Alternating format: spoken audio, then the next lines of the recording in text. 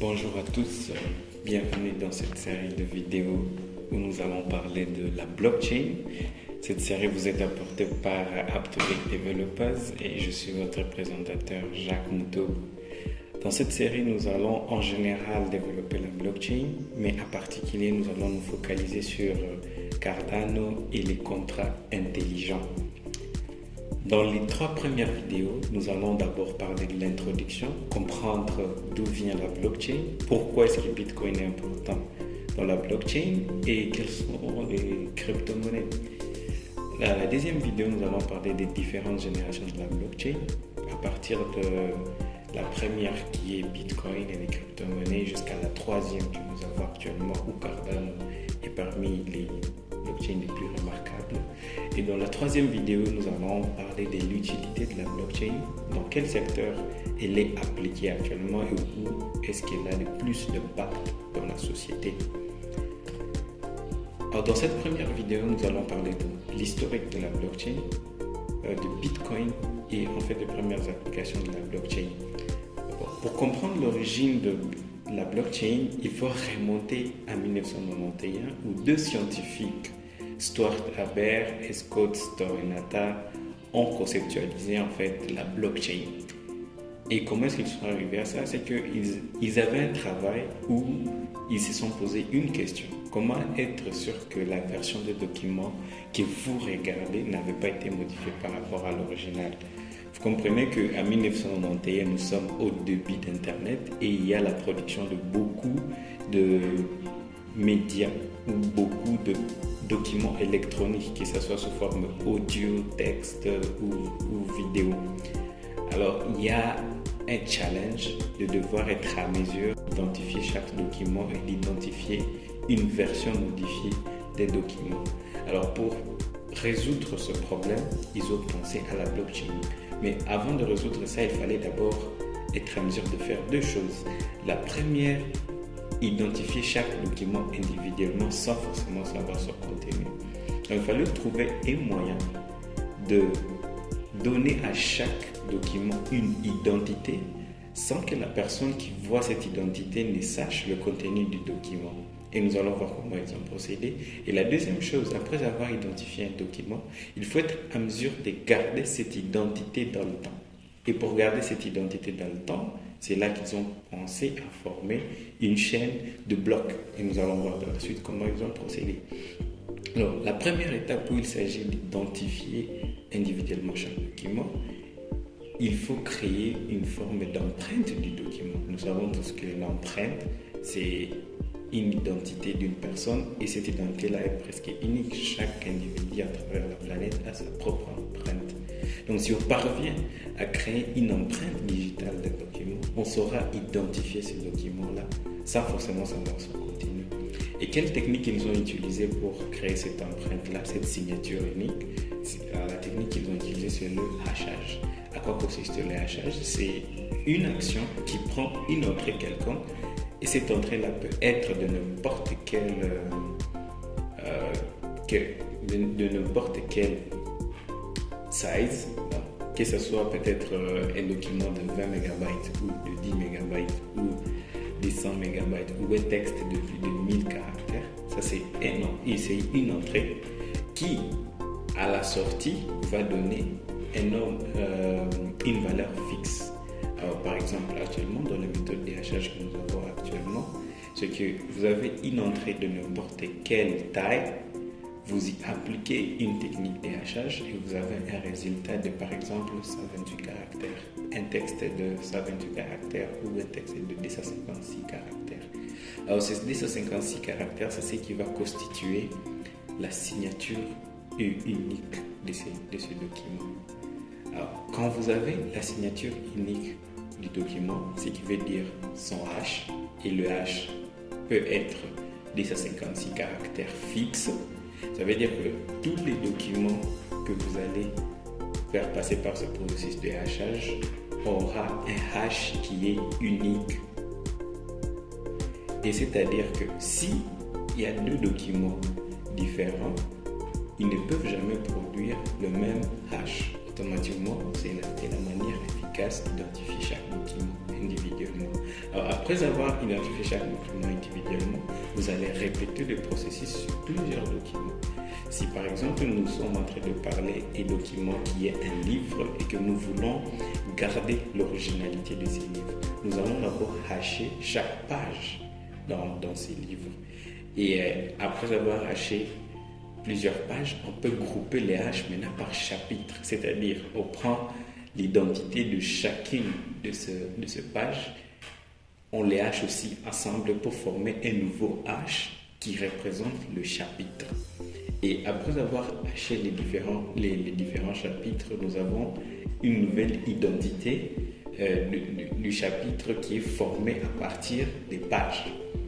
Et après cela, nous pouvons aussi hacher maintenant plusieurs chapitres que nous mettons ensemble pour produire encore une nouvelle signature ou un nouveau hash qui est unique à tous ces chapitres que nous avons hachés. Et au final, en ayant le hash de tous les chapitres, nous avons l'identité de tout le livre que nous avons cherché à garder l'originalité. Et vous comprenez que ça forme une chaîne de blocs parce que chaque nouveau hash, chaque nouvelle empreinte contient d'autres empreintes qui représentent les différentes pages, les différents autres documents. Et c'est cette chaîne-là qui, propagée à travers le temps, garde l'identité de la page initiale que nous avons écrite en premier, mais en ajoutant d'autres pages. De cette manière-ci, nous gardons l'historique de comment ces livres-là ont changé à travers le temps. Et c'est ça qui constitue en fait le premier concept de blockchain développé en 1991. Alors, Bitcoin qui apparaît en 2008. Et pourquoi 2008 ? 2008, c'est une année importante parce que c'est là qu'il y a eu la crise financière.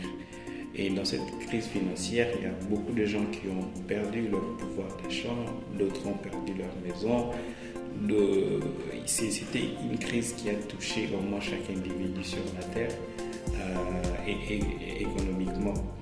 Et quand on remonte aux raisons de cette crise, c'est qu'il y a des personnes, surtout des banques, qui ont mal utilisé le fonds qu'ils avaient. Et en utilisant mal les fonds qu'ils avaient, ils ont créé une inflation et cette inflation a causé la crise économique. Alors pourquoi est-ce que c'est important dans le contexte de Bitcoin ? En fait, normalement dans cette crise, il y a des entreprises qui devraient faire faillite. Il y a des personnes qui devraient être peut-être en prison, mais économiquement, il y a des gens qui devraient aussi perdre. Mais malheureusement, le gouvernement du monde a constaté que certaines personnes étaient trop gros pour échouer.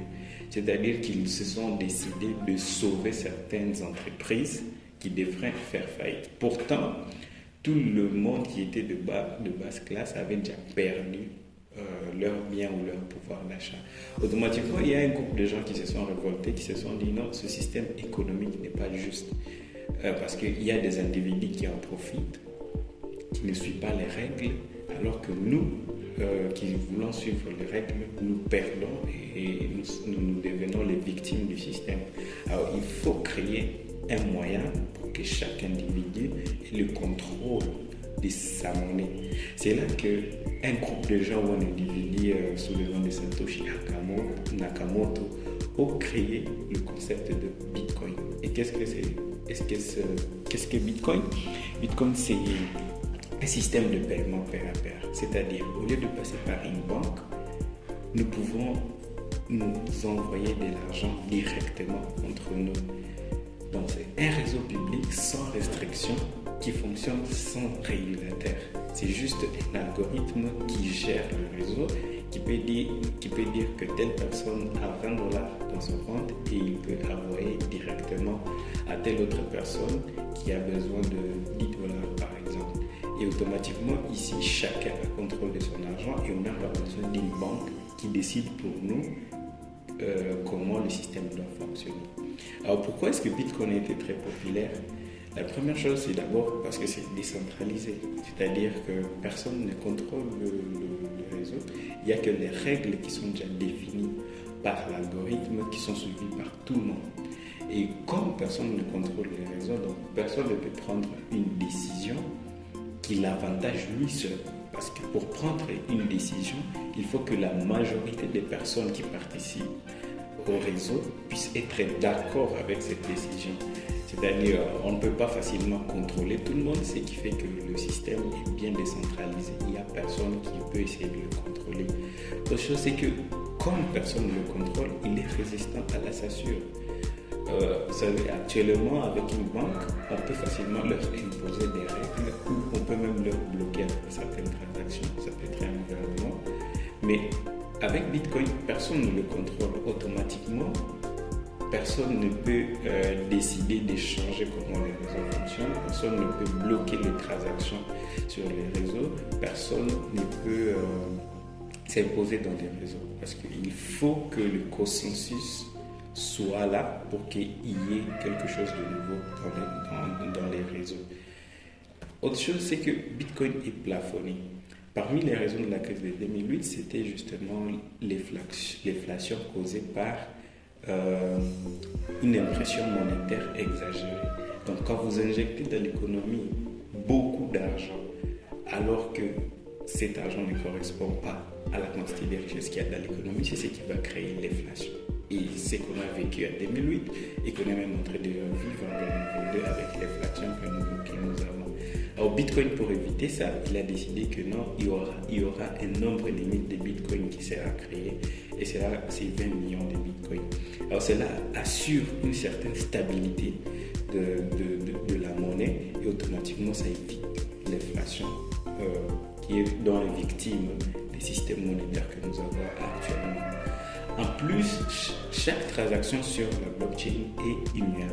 Si vous vous rappelez dans l'historique, chaque document a une identité. Et vous comprenez pourquoi c'est important que cette identité-là soit unique et inchangeable. Parce que si on peut changer quelque chose sur la blockchain, alors ça perd la valeur, ça perd sa valeur. Et c'est pour cela que blockchain est aussi intéressant parce que tu ne peux pas changer une transaction qui est déjà écrite sur la blockchain. Notamment sur Bitcoin, si tu as envoyé 10 Bitcoins à quelqu'un, tu ne peux pas te décider demain d'échanger ces 10 Bitcoins à 9 Bitcoins. La transaction sera déjà écrite sur la blockchain et tout le monde saura que tel a fait une transaction de 10 Bitcoins et cela ne peut pas changer. C'est parmi les forces du Bitcoin. Alors, après le Bitcoin, Bitcoin a ouvert en fait la voie aux crypto-monnaies. Et ce sont les crypto-monnaies qui ont été les premières applications réussies de la blockchain. Mais c'est après que les gens ont compris que non, il n'y a pas que les crypto-monnaies qui peuvent être utilisées pour la blockchain. La blockchain est plus vaste que ça. On peut l'utiliser et il a d'autres utilités à part les crypto-monnaies. Mais les crypto-monnaies, c'est ce qui a ouvert les yeux de voir qu'un système décentralisé, robuste et possible avec la technologie que nous avons actuellement. C'est pour ça que dans la prochaine vidéo, nous allons voir les différentes générations de Bitcoin, commencer par les crypto-monnaies, vers la génération actuelle qui n'est pas même liée aux crypto-monnaies. Merci pour votre attention. À la prochaine.